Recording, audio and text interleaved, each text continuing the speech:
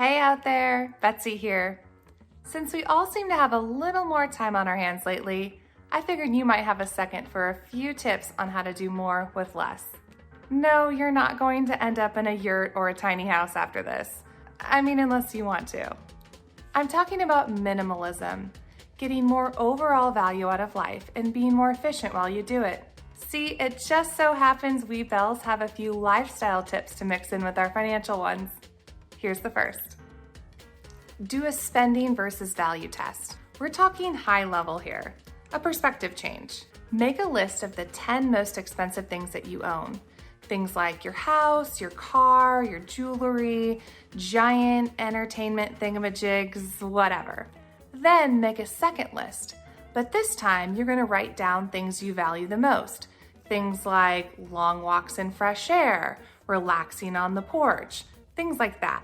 I bet you a roll of toilet paper that those lists don't converge at all. There's some things that you can't get around, but by writing these things down, you'll have a better perspective of what really matters. Dress with less. I know, this one hits home for me too. But go through your closet and assess anything that you haven't worn in quite a while. There's a book out there by Courtney Carver called Project 333. It's a challenge to limit yourself to wearing just 33 items over the course of 3 months. I see you rolling your eyes over there. I officially challenge you. Can you do it? Next, cut out recurring expenses.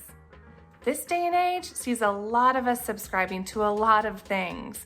Car wash memberships, collector clubs, streaming services. Remember that spending versus value thing we just did? Yes.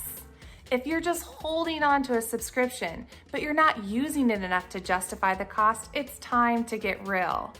And hey, maybe you can look into pausing the subscription for now and come back to it later. No more Ham of the Month Club? Maybe? Freeze produce. When certain items are in season, you can cut them up, stick them in freezer bags, and keep them frozen until you're ready to use at a later date. This works great on fruit. My favorite? Strawberries. Save a little. Yep, I said it.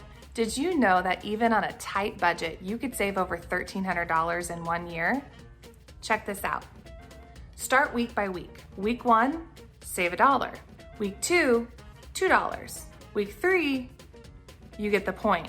By the end of a full year, 52 weeks, you will have saved $1,378.